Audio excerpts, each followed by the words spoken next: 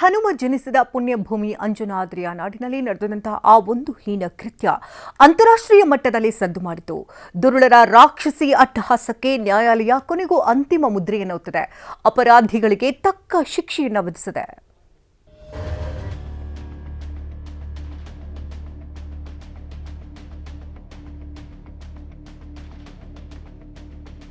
Israel ಮಹಿಳೆ ಮೇಲೆ ಅತ್ಯಾಚಾರ ಹಾಗೂ ವ್ಯಕ್ತಿ ಕೊಲೆ ಪ್ರಕರಣ. 3 ಅಪರಾಧಿಗಳಿಗೆ ಮರಣದಂಡನೆ ವಿಧಿಸಿದ ಗಂಗಾವತಿ ಕೋರ್ಟ್. ಇದೇ ಸ್ಪಾಟ್, ಇದೇ ಜಾಗದಲ್ಲಿ ಕಳೆದ ವರ್ಷದ ಮಾರ್ಚ್ 6ರಂದು ಇಡೀ ದೇಶವನ್ನೇ ಬೆಚ್ಚಿ ಬೀಳಿಸುವ ಘೋರ ಕೃತ್ಯ ನಡೆದು ಹೋಗಿತ್ತು.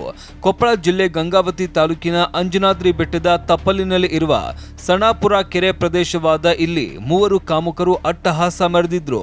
ಹಣಕ್ಕಾಗಿ ಗಲಾಟೆ ಮಾಡಿ ಪ್ರಕೃತಿ ಸೌಂದರ್ಯ ಸವಿತಾ ಇದ್ದ ಇಸ್ರೇಲ್ ಮಹಿಳೆ ಮೇಲೆ ಗ್ಯಾಂಗ್ ರೇಪ್ ಮಾಡಿದ್ರು. ಇದನ್ನ ತಡೆಯೋದಕ್ಕೆ ಬಂದ ಒಡಿಶಾದ ಬಿಭಾಸ್ ಕುಮಾರ ನಾಯಕ ಅನ್ನೋನನ್ನ ನಾಲೆಗೆ ತಳ್ಳಿ ಕೊಲೆ ಮಾಡಿದ್ರು. ಮಹಾರಾಷ್ಟ್ರದ ಒಬ್ಬರು ಮತ್ತು ಅಮೆರಿಕಾದ ಪ್ರಜೆಯೊಬ್ಬರ ಮೇಲೆ ಕೊಲೆಗೆ ಯತ್ನಿಸಿದ್ರು. ಈ ಪ್ರಕರಣ ಅಂತಾರಾಷ್ಟ್ರೀಯ ಮಟ್ಟದಲ್ಲಿ ಸದ್ದು ಮಾಡಿತ್ತು. ನಂತರ ಮಿಂಚಿನ ಕಾರ್ಯಾಚರಣೆ ನಡೆಸಿದ್ದ ಪೊಲೀಸರು ಮಲ್ಲೇಶ್ ಅಲಿಯಾಸ್ ಹಂದಿ ಮಲ್ಲ, ಸಾಯಿ ಮತ್ತು ಶರಣಪ್ಪ ಅನ್ನುವ 3ರನ್ನ ಬಂಧಿಸಿದ್ರು. ಗಂಗಾವತಿ 1ನೇ ಹೆಚ್ಚುವರಿ ಜಿಲ್ಲಾ ಮತ್ತು ಸತ್ರ ನ್ಯಾಯಾಲಯ 9 ತಿಂಗಳುಗಳ ಕಾಲ ವಿಚಾರಣೆ ನಡೆಸಿದ್ದು, ಬಲವಾದ ಸಾಕ್ಷ್ಯಾಧಾರಗಳ ಮೇಲೆ 3 ಅಪರಾಧಿಗಳಿಗೂ ಮರಣದಂಡನೆ ತೀರ್ಪು ನೀಡಿದೆ. ನ್ಯಾಯಾಧೀಶರಾದ ಸದಾನಂದ ನಾಗಪ್ಪ ನಾಯಕ ಇಂತಹ ಐತಿಹಾಸಿಕ ತೀರ್ಪು ನೀಡಿದ್ದಾರೆ.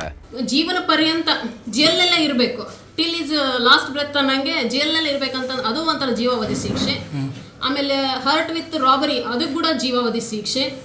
ಆಮೇಲೆ ಈ ಅತ್ಯಾಚಾರದ ಕೂಡ ಜೀವಾವಧಿ ಶಿಕ್ಷೆ. ಒಂದು ಸುಲಿಗೆ ಪ್ರಕರಣಕ್ಕೆ ಸಂಬಂಧಪಟ್ಟಂತೆ ಮಾತ್ರ 7 years ಇಂಪ್ರಿಸನ್ ಅಂತ ಮಾತ್ರ ಮಾಡಿರೋದು ಇದರಲ್ಲಿ. ಬಾಕಿ ಎಲ್ಲ ಮೇಜರ್ ಜೀವಾವಧಿ ಶಿಕ್ಷೆ, ಇದು 302 ಮರಣದಂಡನೆ ಶಿಕ್ಷೆ, ಮೂವರಿಗೂ ಮರಣದಂಡನೆ. ಇದು ಅಪರೂಪದ ಪ್ರಕರಣ ಅಂತ ವಾದಿಸಿದ್ದು, BNS ಕಾಯ್ದೆ ಅಡಿಯಲ್ಲಿ 3ರಿಗೆ ಮರಣದಂಡನೆ ಶಿಕ್ಷೆ ವಿಧಿಸಲಾಗಿದೆ. ಉಳಿದ ಆರೋಪಿಗಳು ದೋಷಿಗಳು ಅಂತ ಸಾಬೀತಾಗಿದ್ದರೂ ಅವರಿಗೆ ಇನ್ನೂ ಶಿಕ್ಷೆ ಪ್ರಕಟಿಸಿಲ್ಲ. ಅದೇನೇ ಇರಲಿ, ಈ ತೀರ್ಪು ನ್ಯಾಯಾಂಗದ ಮೇಲಿನ ನಂಬಿಕೆಯನ್ನ ಗಟ್ಟಿಗೊಳಿಸಿದೆ. ಅಂಜನಾದ್ರಿ ಅಂತಹ ಪವಿತ್ರ ನಾಡಿನಲ್ಲಿ ಹೀನ ಕೃತ್ಯ ಎಸಗುವವರಿಗೆ ಒಂದು ಒಳ್ಳೆಯ ಎಚ್ಚರಿಕೆ ಗಂಟೆಯಾಗಿದೆ. ಶಿವಕುಮಾರ್ ಪತ್ತಾರ್, TV9 ಕೊಪ್ಪಳ.